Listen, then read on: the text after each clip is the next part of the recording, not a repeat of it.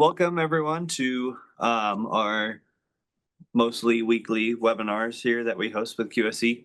I'm Tyler Sturtz. I'm the applications engineer for the central part of the United States. So I cover all of our dealers here in the central US, as well as field training and those fun things, dealer support. And then I am joined by Steve, and I will let him introduce himself.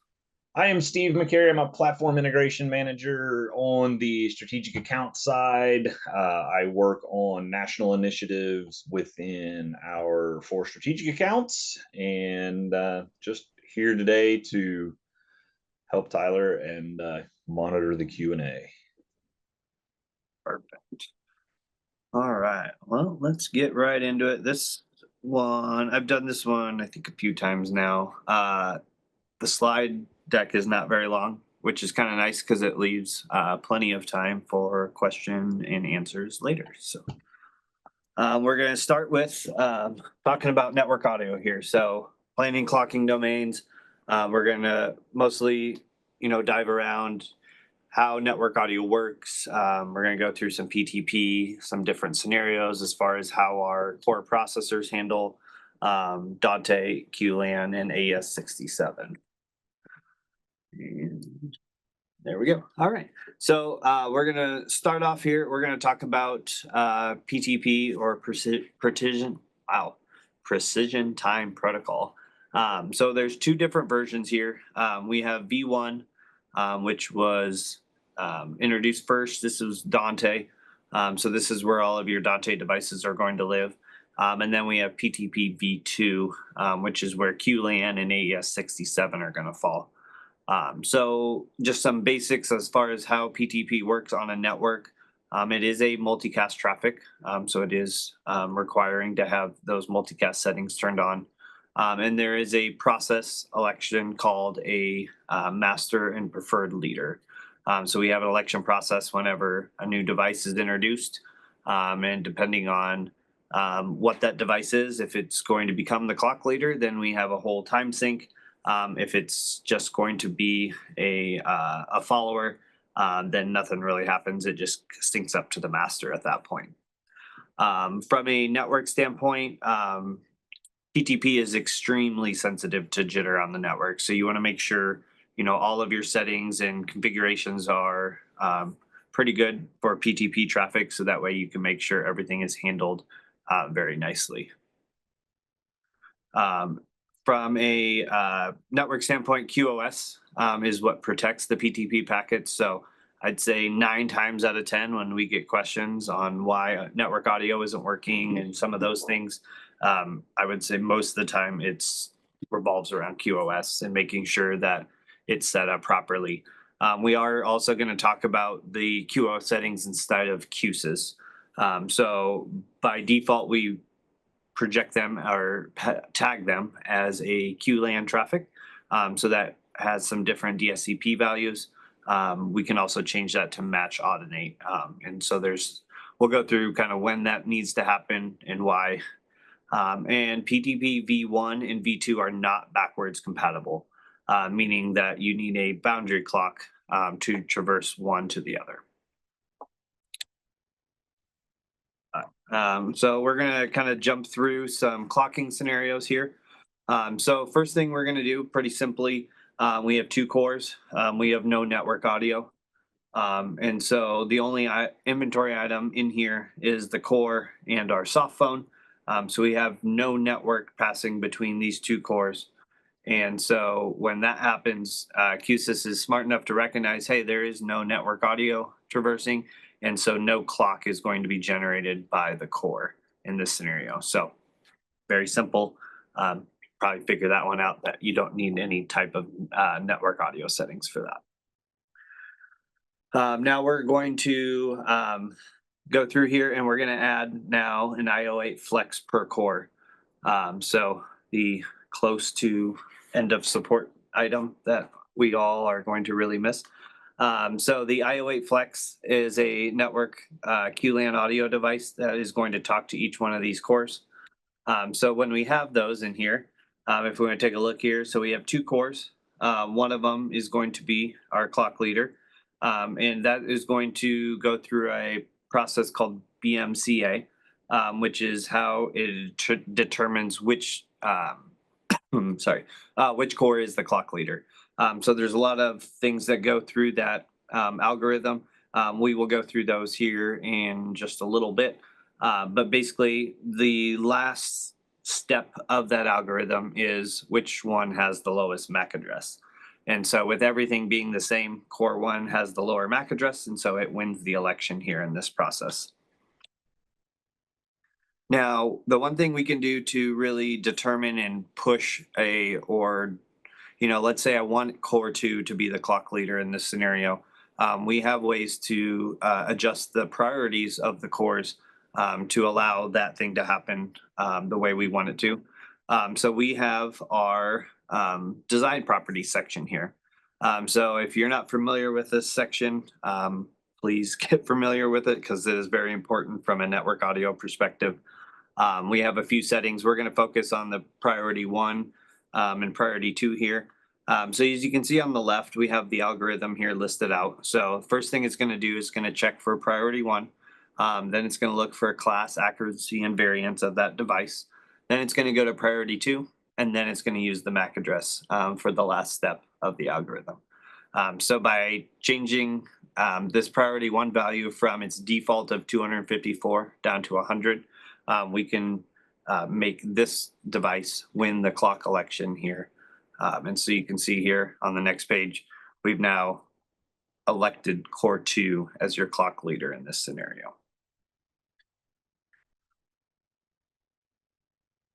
Domains. So we're going to talk about, kind of how the PTP domains work we're going to mostly focus around V2. You can do Dante domains. It does require Dante Domain Manager to do that. And we'll talk about kind of how the Dante works here in a little bit. But we're going to mostly work around PTP domains. And so if you want to think of PTP V2 domains as almost like an unroutable VLAN, that's going to be very close to what we're going to be talking about. So we have an audio VLAN, and we can separate these devices off so they can't talk to each other. And now we can elect clock leaders differently in different parts of the building. So this might be a good idea if you have, multiple rooms and they don't need to necessarily talk to each other. There is a way that we can make these devices talk, but they more than likely they're not going to have the ease of being able to traverse audio back and forth without having some special settings put in place. So what we can do here is we can change it from the default of 0 to a domain of 1. And by doing this, we've now separated that device off from the rest of the equipment on the network. So they can all live on the same logical network, but we can now separate audio into different domains this way. So all Q-LAN devices are assigned the same domain within the design property. And then if you need to traverse audio between 2 different cores, they do have to live in the same PTP v2 domain. There is one caveat to that is we can use what's called a WAN streamer, which is not time sensitive, but it is able to traverse audio back and forth. And then the last part is important. All Dante devices are in domain 0 unless Dante Domain Manager is used. So if we want to change Dante devices into different domains, you have to use Domain Manager. The core is not capable of doing that. So now, since we separated these domains out, we now have core 1 as its own clock leader in domain 0, and core 2 as its clock leader inside of domain 1.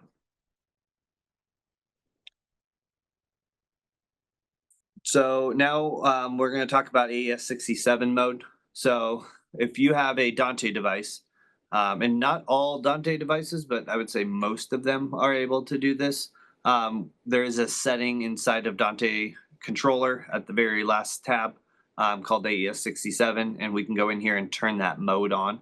And what you're essentially doing is you're creating what's going to be called a boundary clock. So this device is able to talk both V1 and V2 simultaneously, and we're able to use that device to clock both versions at the same time. So here's that setting in Dante controller here. So you have AES67 mode. By default, it's going to be disabled. You can come in here and turn it to enabled. And what this, like I said, what this does is it becomes a boundary clock bridge for V1 and V2. So as you can see here in our network or our layout here, we have all of our Q-LAN devices on the right, all of our Dante devices on the left, and then our UND6IOBT in the middle. And that one is the clock leader in this scenario, and it is also the boundary clock as well. Now, if we want to modify priority so that we can elect a different device, we can go into our core, just like we did before, and we can change our priority down to 100. So 127 is going to be your special number there. That's essentially the same configuration that you're going to do in Dante controller by checking the preferred master checkbox. What you have done is set it to 127 at that point. By changing it below that, we can elect the core as the clock master in here. So if we go in here, we've now made the core the clock master. The UND6IOBT is still the boundary clock because at this point, we do not have any Dante running on the core. So what we can do is we can come in here to our core and we can add in a software-based Dante block. So whether it be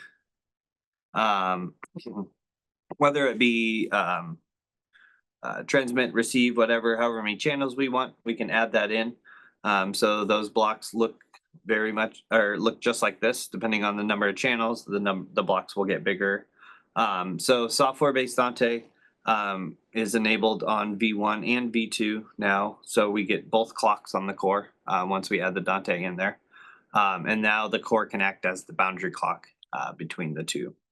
The hardware Dante card in the 510 that's getting close to the end of its life is the only device that is able to separate the V1 and V2 clock as it stands today. So now we get our new layout here, and now our core has become the boundary clock. So we have all of our peripheral devices to the core on the right. We have the core in the middle there acting as a boundary clock between your Dante and other devices. But in this scenario, the UND6IOBT is still the clock leader because of the priority in the core. So what we can do is we can come into our core, change our priority down to 100, and now we can make our core the clock leader and the boundary clock in this scenario.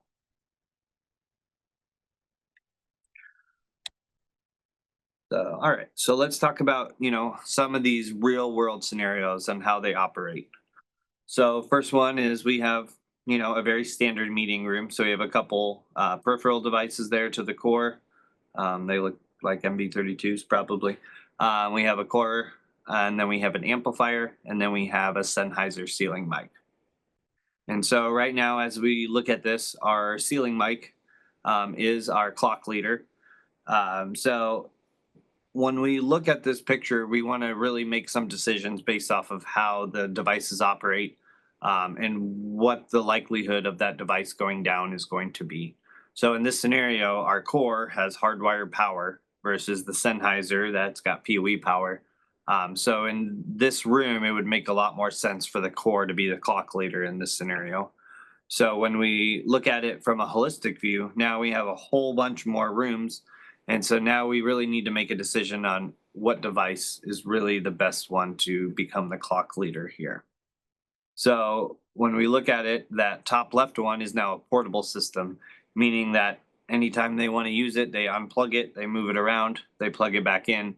And what that's going to cause is an election process, which is going to have audio implications for rooms B, C, D, and E in that scenario.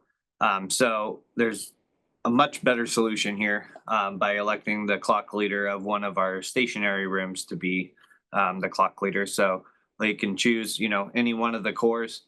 Most of the time, obviously, the core closest to the main switch is going to be your best option because it's less traffic. It doesn't have to traverse, maybe a couple switch hops to get back to the other devices. having something centrally located within the network architecture is going to make the most sense in this scenario. So what we can do here is change our priority on room B's core, and we can modify it to win. So we modified the priority one, and now room B's core is the clock leader, and all the devices within here are going to sync to that. So now when the portable system is unplugged and removed, there is no election process that's going to happen with the rest of the equipment because room B's core is still in place. And once the portable system gets plugged back in, the election process is still going to happen, but we're not going to elect a new clock leader now because the portable system is no longer the clock leader in this scenario. In a redundant pair, so here we have a couple big core 5200s. We have a whole bunch of amplifiers and a whole bunch of the older paging stations. So the primary clock leader in this scenario is going to be one of the cores, more than likely through the election process. We kind of augment the MAC address and those type of things from a priority standpoint when you put cores into redundant. Most of the time it's going to be your backup core. And the reason for that is if core A fails, there is not an election process that happens and core B is already ready to go and takes over. So, but if we add in, excuse me, if we add in a couple Dante wall plates, now the clock leader is a PoE device and the boundary clock is also that PoE Dante device. Obviously, if we think about these two devices, you know, a core 5200, which is a very beefy, big Dell server versus a PoE wall plate, there's probably a better option to choose one of the core redundant pair of cores here versus your PoE wall plate. So if we come up to our core 5200s and we add in software-based Dante and change our priority one, we can now elect that core pair as the clock master and the boundary clock for this system. And now we have a big campus building here. So we have a couple different spaces. We have classrooms 1, 2, and 3. We have a big building PA, an auditorium, and then we have a remote input for auditorium events. So this is a mobile device that can be moved around for different inputs within the auditorium. As it stands right now, we have that device being the clock leader and the boundary clock. Now, by changing this around, we can separate all of these devices out. So we can now have every classroom be its own domain, also the building PA, and the auditorium. Now, the auditorium in this scenario is the only one that has Dante because it has the remote input wall plate from Aterotech. And so what we can do here is we now have that device being the boundary clock between it and V2. And then we also have each room itself acting as their own clock leaders. Now, in this scenario, if we need time-sensitive audio to pass between areas, we're not going to be able to accomplish that. But we can use the WAN streamer just to pass in building PA announcements from classroom 1, 2, 3, and auditorium because those aren't going to be really time-sensitive. Obviously, we want the information to get there. And when we talk about time-sensitive, we're talking about milliseconds, not seconds or minutes or anything like that. So that information is still going to be able to get there and get some information out, but we're not worried about the audio syncing up between rooms and those type of things.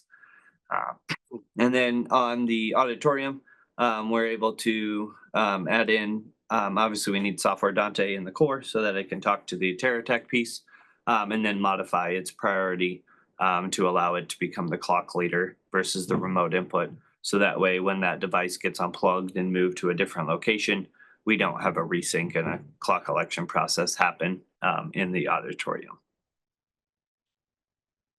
So just an overview here of PTP traffic. So we talked about version 1, which is Dante, version 2, which is Q-LAN and AES67. So planning out kind of how our clocking is going to work and what makes sense from a design aspect is very important to start at the beginning. It's very hard later on in the process to say, hey, I have a core, 7 switch hops away. That's my clock leader. Now, how is all that traffic going to get there? And versus having the core, within the middle of the network or as centrally located as possible, so there is less switch hops to get to it. Now, you can use certain switch manufacturers support what's called transparent boundary clock mode, meaning that the clocking information is sent from the clock leader to those switches, and those switches store that information. So whenever a device on that switch goes to check in with the master, it already has the information stored in it, and it can then just one switch right back to the device versus having to traverse back through the network, which can limit a whole bunch of traffic and multicast issues that may happen within a converged network. And then PTP domains, using those to break up clocking within a subnet. So having all those devices on the same VLAN, but then being able to separate PTP domains, very important. A lot of these networks that a lot of us work on, especially if it's a converged network with a customer, you're going to see, massive networks. I mean, I had one in Omaha with, I think it was one of the health systems here, that their network was completely able to talk from one end of the city to the other. And we brought a core up, 5 miles away from another building, and it went through the network and clocked to a device, 6, 7 miles away. Obviously, you can imagine the latency that would happen through that type of traffic. And so doing, part of that would be then, hey, let's break up this building into its own domain, because there's no reason it needs to go all the way back to that other building to clock and get its information. And using PTP priority is an important part of influencing your clock collection. So we can obviously, pretty much 99% of the devices, there is a Sure MXW access point that has some special settings on it that allows it to be the clock leader over some other devices. But other than that one, there's not too many other ones that you can't then traverse that with your PTP1 priority. Software-based Dante allows us to be V1 and V2 leader, allowing it to be the boundary clock between those devices. And then the last thing that's not on here is QoS. So making sure, depending on the devices that are on your network. So if you have only Q-LAN devices, then using that QoS preset within the design properties will work just fine. Now, if we have Dante and Q-LAN devices, now we want to go in and change that to Audinate, so that we can match the QoS preset of what the Audinate devices are going to use. And you'll notice too, when you go in there and change that, a lot of the issues that we see most of the time is the switch is set up for Audinate, but the system itself is set up for Q-LAN. And the big issue with that is when I set the Q-LAN preset within Designer, that top priority, the clocking packet, is actually is going to be 46 in that scenario. Well, the switch is looking for 56, and so all that clocking information is just going to get is technically going to get dropped, because it's now the second step down within that queuing process. And so it's not going to get priority over some of the audio and video stuff within the network.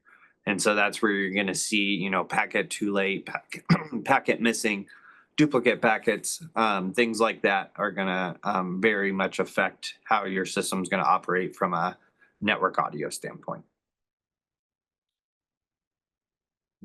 That's it. So we have obviously plenty of time for questions with this one. So if anyone has any questions, we want to talk about anything network audio related or whatever you guys want to talk about, we can talk about that. You see the ones that are in the Q&A? Yeah, let's see. So Michael says, if a system is small enough, does it typically matter who's the clock leader? Say 110F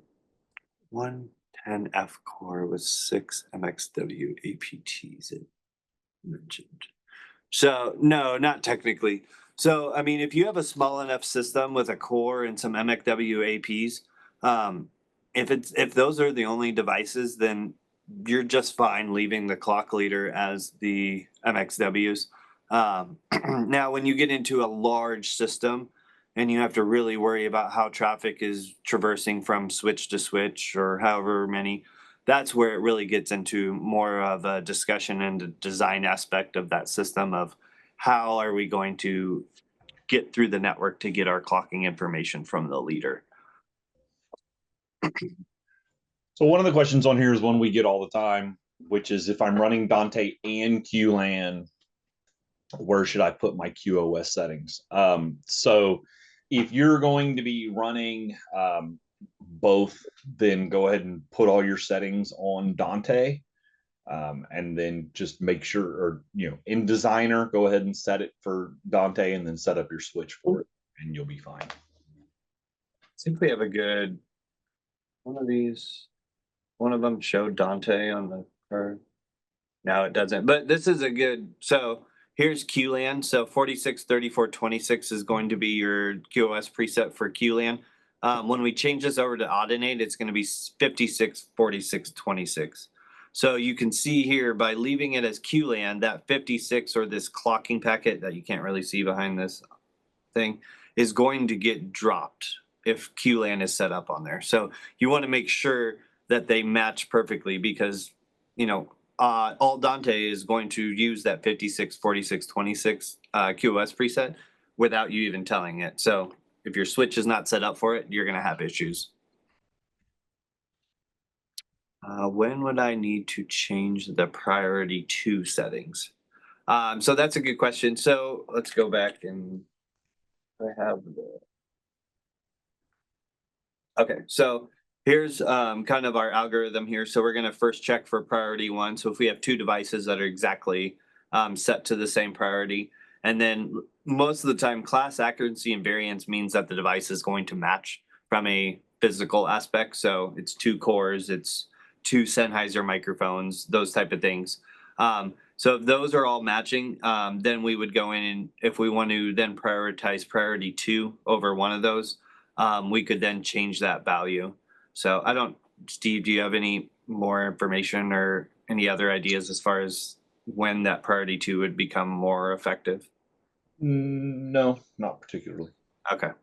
So, yeah, I mean, most of the time, priority 1's really going to be the time. It's more than likely it's going to have to do with if priority 1, your device is not able to be configured that way. So let's say it's a non-Q-SYS QLAN device that you can't really override from priority 1 and you can't get it to elect. Changing that priority 2 will then override. So that way, before you get to the MAC address step, you're able to then prefer one over the other. Most devices don't allow you to change that priority 2 setting within it. So. Yeah, it basically just comes down to if you've got 2 designs or multiple designs that are sharing the same priority 1, then priority 2 is used as a backup. Yeah. What effect would Milan have on a network that's already running Q-LAN? Steve, do you know what that? I don't know what Milan is.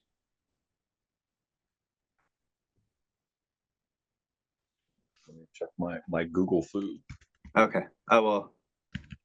I get confused on what to set the PTP priority to. Okay, so Milan is an AVB.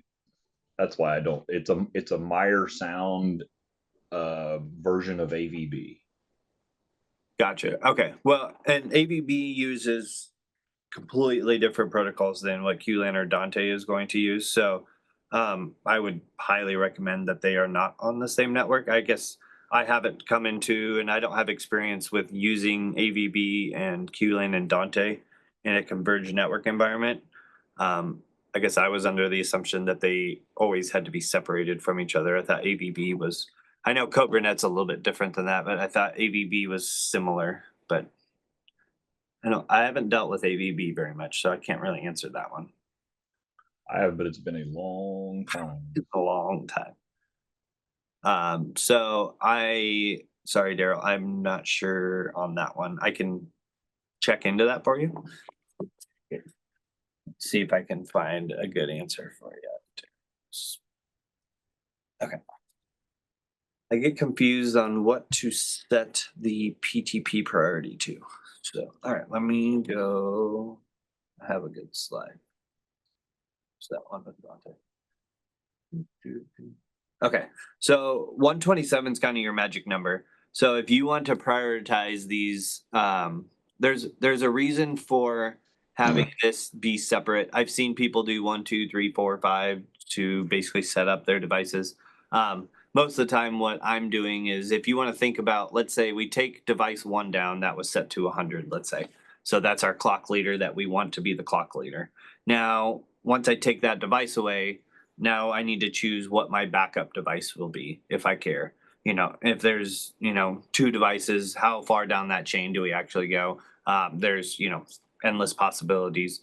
I would definitely, from a PTP aspect, I really like the core as the clock leader. I mean, depending on how many devices, obviously, if it's a massive, massive Dante network, there are definitely drawbacks to having the core be the clock leader in that scenario versus maybe an external clocking device, something along those lines.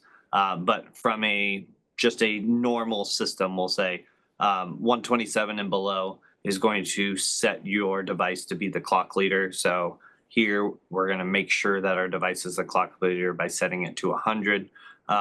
We would then choose our next devices and set that one to 101 or 110 or whatever we want to, just as long as it's below that 127 mark.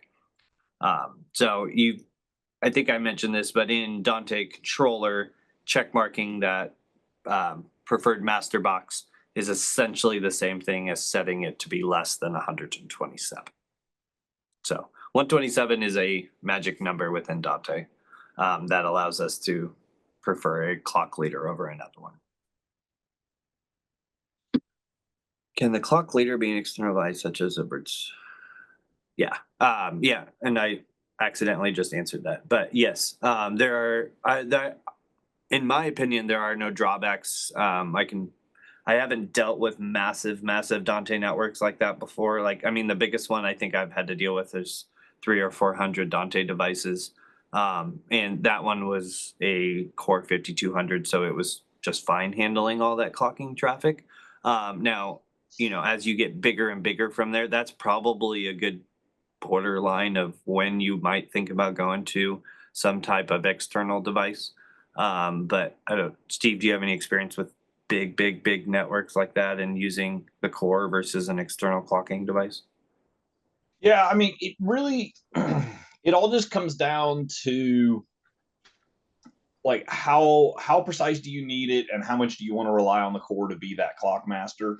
I know that there are a lot of people that are just more comfortable using some sort of a third-party boundary clock. So, I mean, all of it runs on the same standards. So it's just up to you how you want to do that. I was reading through some of this stuff about Milan. There are a lot of people in the chat here that are talking about it. Okay. Someone said there are Dante to Milan bridges.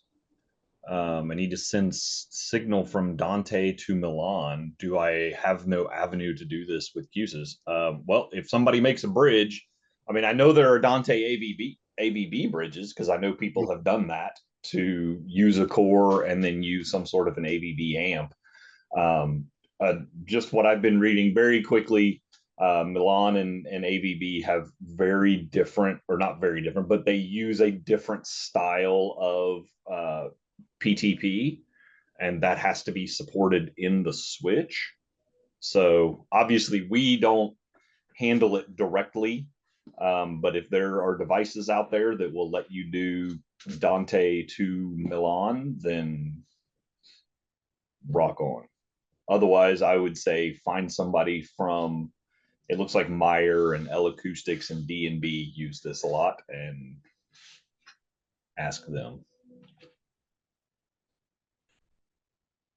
Yeah. Any recommendations? Actually, Aaron Darnell chiming in. Always Aaron with the good news since he's from Pro Services. He said they had to use a Meyer Nadia box to bridge 64 Meyer Constellation mic channels to the core software-based Dante. So apparently you can. Gotcha. Any recommendations for Q-SYS and Dante on Unify switches?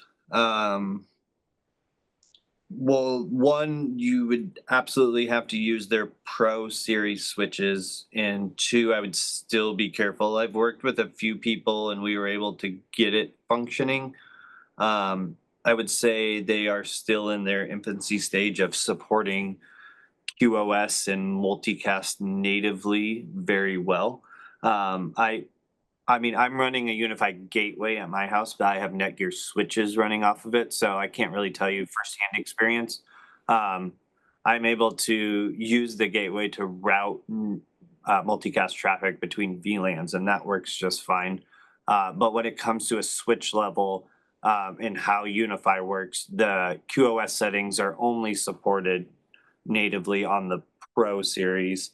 And those are the ones that now come with some type of profile. So you can use, there's a Dante, there's a Q-SYS, I don't know if there's a restaurant or just a multicast video setting. But there are some gotchas and some caveats that it's not as easy as the Netgear series. But it does work, and it is supported within the Unify series. From our standpoint, it is not a supported switch yet, just because that technology from them is newer. And I would say it's still we'll call it a beta phase. I know they aren't calling it beta, but internally we do not support the Unify switches yet. We have a redundant pair of Core 510s with 78 resources for QoS dropping the core showing processor. We had to reduce switches. Hey, while you're reading that, I'm going to answer a quick one. Yeah. There's one on here that talks about when would you use PTP force on. So the force on is so until you add a block into QSYS Designer, it does not turn on the clocking of the core natively. But if you happen to be needing to do something where maybe it's not, you just want to use the core as part of your clocking as your clock master or something, but you're not necessarily doing software Dante or something like that, you can essentially force flip that switch to turn all the PTP stuff on inside the core. Lots of questions about AES67 on domain 0. A lot of people are talking about still with back to the Milan subject. We've had a couple of people talking about how the Personas Dante to AVB. There's an Ovitron makes a Dante to AVB. So if you want to start doing stuff with that, then you will have to go through something, because we do not make an AVB card anymore. Yeah, we don't directly support that within. The question that Lee had was about 70% or 78% DSP resources and showing that it was overrunning because you're having processor overruns. This was a firmware rev. Is there a known issue in actual DSP usage not being reflected correctly? More than likely. So we had to reduce the DSP utilization in order to stop this.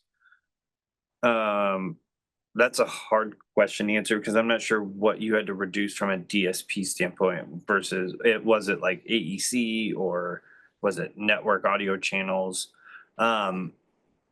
Most of the time when you see processor overruns, at least from my experience, a lot of it has to do with drop packets, those type of things. I know you said that the switches were configured correctly. That's a hard one to answer. I can't tell you that for sure. There is not a known issue with 913 and not being rendered correctly. But there's a ton of cases and neither Steve or I see every one of them. So I can't tell you that one for sure.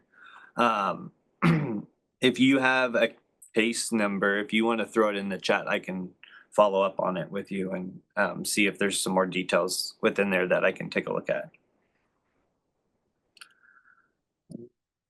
see. When would we change the MTU value? So that's going to be really dependent on what else is on the network. I would highly suggest that MTU value stays at 1500. That is basically the packet size that's being sent out from Q-SYS. The larger the packet, depending on, like I think and I think Visionary has changed this, but they used to want, pretty large packets. I know, who was the other one that wanted? Aurora liked the bigger packets, some of that stuff. From a QSYS standpoint, the smaller packets, so the 1500 setting, is really going to help with that network efficiency, I guess we'll call it, and being able to send those packets a lot easier throughout the network. Now, if you're working on a network architecture that doesn't allow you to have the network packet size set down to 1500, you can go in there to the MTU value and change that to be a little bit bigger.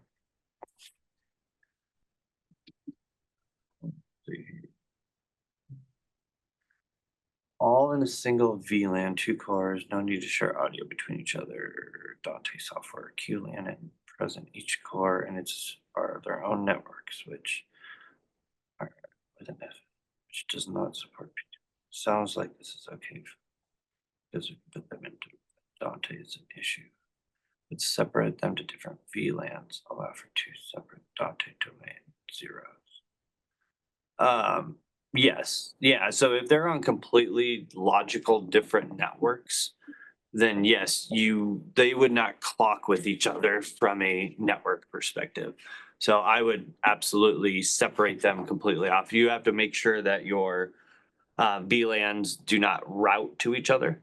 But if you completely VLAN them off from each other, you'd be able to operate the Dante domains in separate subnets or logical networks.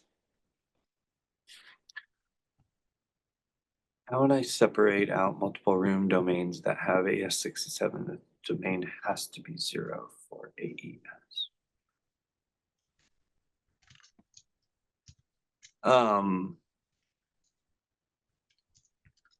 guess I'm not sure what you mean by if it has to be 0. Do you know that? I'm not sure how to answer that, Steve. How would you separate multiple room domains that have AES67 if the domain has to be 0? So AES67 has like a hard-coded PTP for domain 0. And you're trying to, those would have to be basically networked separately. Oh, I got you. So you're talking about a device. Okay, now I understand. So you're talking about an AES67 device that is 0. You're not talking about a Q-SYS device that needs to be. Okay, that makes sense. Yeah. So kind of going back to what we just talked about with the Dante is completely isolating them from a network perspective. And then they would be able to basically be their own domains and their own logical clock leaders and those type of things. If we are just using Dante core, should we adjust the properties QoS preset to ordinate? If we're just, yeah. So if you, the easiest answer is if you have Dante, the QoS preset should be Dante, no matter what else you have. Because essentially what we're doing is we're remarking those packets with the ordinate QoS values. So that way they all match from a network perspective so that we can have a single switch configuration and associate those values accordingly. What is the impact of VLANing Q-LAN and Dante traffic? I think this kind of goes back to what we talked about as well. So if you VLAN off Q-LAN and Dante audio traffic, you now completely separate that traffic from other things. So now, if we have the Q-LAN and Dante on the other VLAN, obviously it's going to stand alone, but meaning that it cannot interact with any other VLAN from there unless we do some kind of, crazy VLAN routing, because you could technically route audio from one VLAN to another that with multicast routing if you need to, but that would get into a very complex network configuration, but it's definitely something that can be done and does happen quite often. To Joshua's question, if we have one core set to audinate, should all of our cores be set to audinate also? If they're all on the same network, yes. Yes. Yeah, especially if you're going to use Q-LAN, TX, and RX, that's an absolute requirement. If you change any kind of setting within there, they will no longer be able to communicate. But the fact that they are both on the same VLAN today is a problem for Dante. That is correct. The only way to separate from Dante is to pay for Dante Domain Manager. So unfortunately, that's just the way Dante is. There's nothing we can do about that, unfortunately.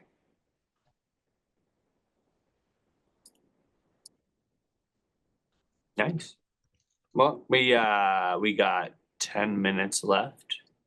If anyone else has any other questions, if not, we'll give it a few more minutes and we can sit here and babble on. Or, I mean, if anyone has any other Q-SYS questions, we can answer those as well. If you are just using Dante core, should we adjust the design properties? Q-SYS. Yes. Yes. Yep. Yeah, if you're using software-based Dante to go in and out of a core, change your QoS preset to audinate.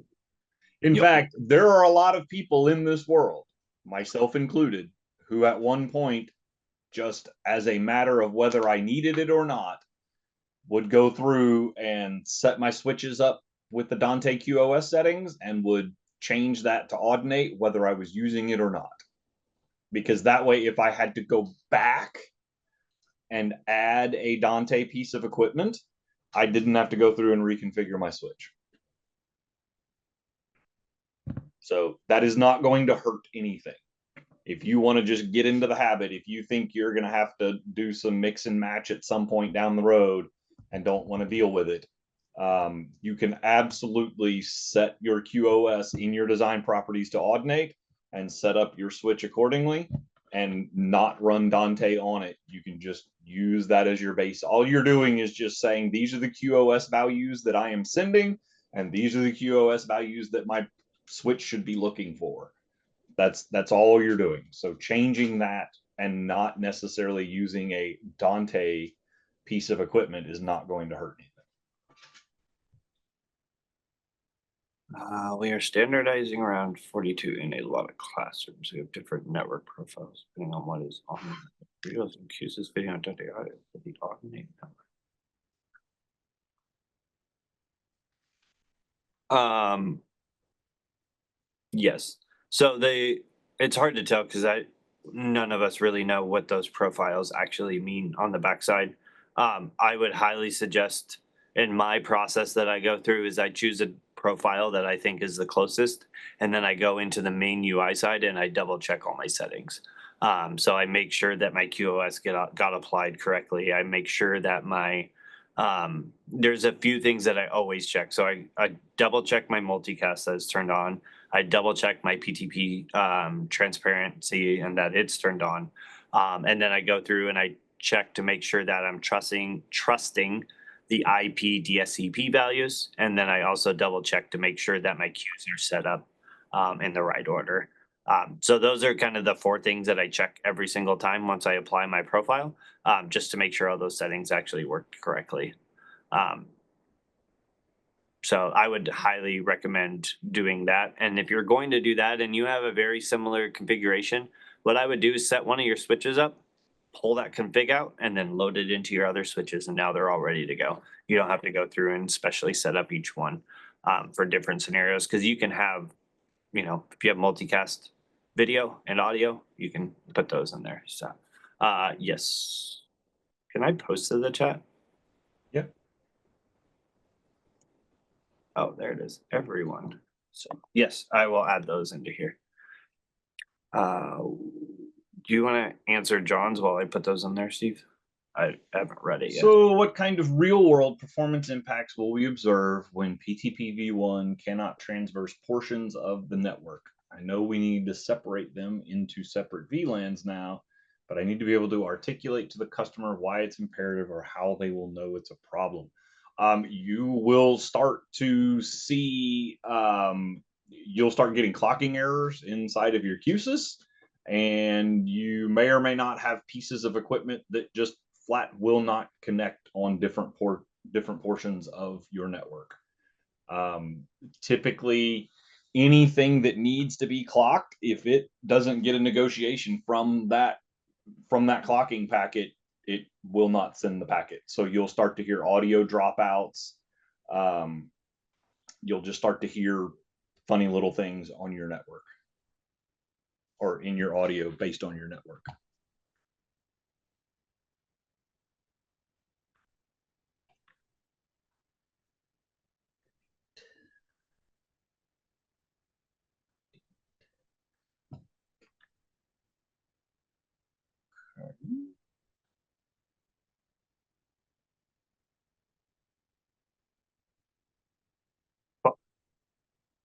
All right, there you go.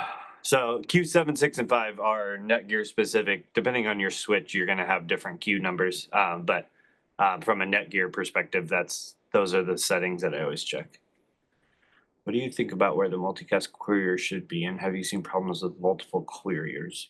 You're talking about IGMP? We've just gone into a whole new world if we're talking about multicast and IGMP and queriers and all of that stuff. Because if you have multiple queriers on a network, you will start to have massive multicast IGMP errors because multicast packets will just start getting shotgunned out onto the network because nobody knows where it's supposed to be. So that is something that you have to know. I do not want to do a deep dive into multicast. I have spent enough time doing this back when I did video, and that is a whole nother can of worms. But yeah, if we can see if our network team will do that. God bless them.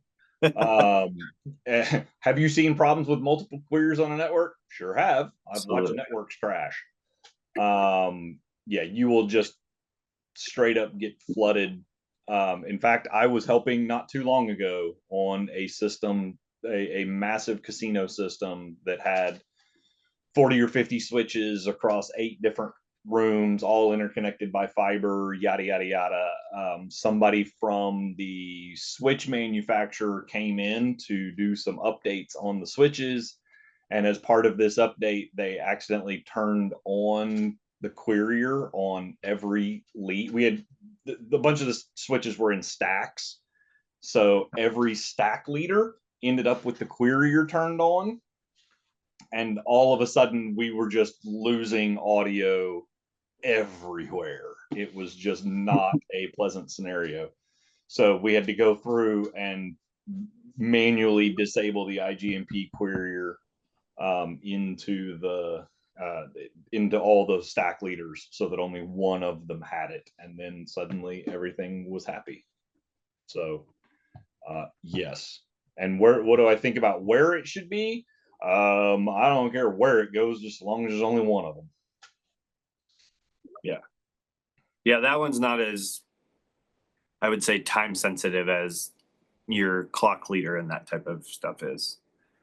Your querier, and then there's an election process from a querier perspective too, that each switch would be set to participate in or not participate depending on what you choose. Are the Netgears, what were the 4 things added to the chat again? I missed that. I can put that back in to the chat. It's in the chat, not the Q&A. I don't know if that matters, but I just put it in there again. But yes, the 4250s would be my preferred choice, or 4350, depending on what you need to do. If you need higher PoE count, if you need bigger switch port counts, if you need redundant power supplies, those type of things, I would stick between the 4250 and 4350 series. Larger SFP transports. Yeah. The 4350s have bigger SFPs available on them. I mean, I always say that switch selection is very much project dependent.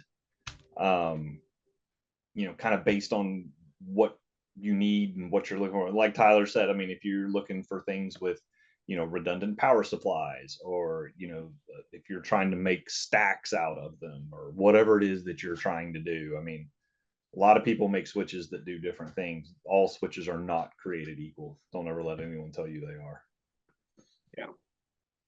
Well, and from like a Netgear perspective, if you need big uplinks, I mean, your 4250 series, I don't believe you can get above 10 on those guys. So that's where you have to get in. Yeah.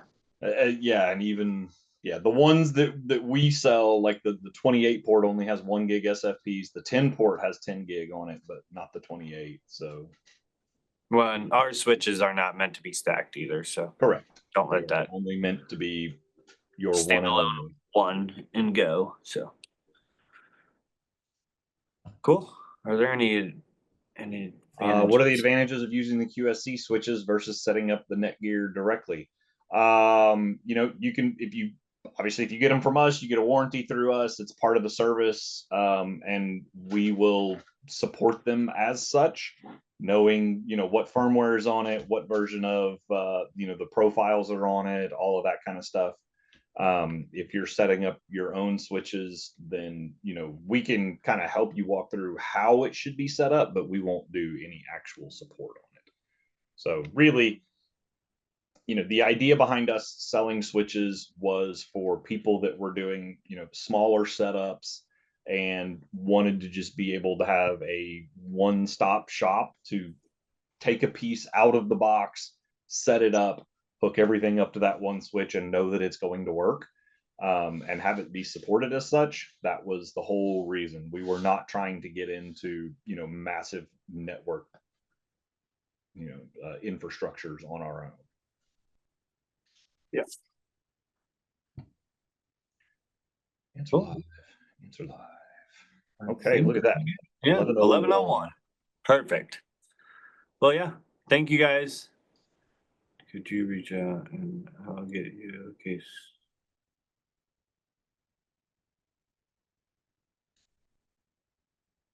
Perfect. Yes, I will reach out to you. I got that. And or see where that is. Your switches have a config on them that's not available on 4250. I hear it just different. Yeah, the reason the reason that the switch config is not found, on Netgear site or anything like that is because it's one that we wrote. And if you're looking for more specifics on that, I would absolutely just open a case that'll get sent to the network team, and then they can kind of go through. And I don't know that there's a way to like load it yourself, but I think you can replicate what the settings are. Cool. All right. Thank you guys for your time today. There will be follow-up email with the recording and all the good information in there. So if you missed anything or anything like that, feel free to look through there. Thank you guys. Have a great week. Thanks.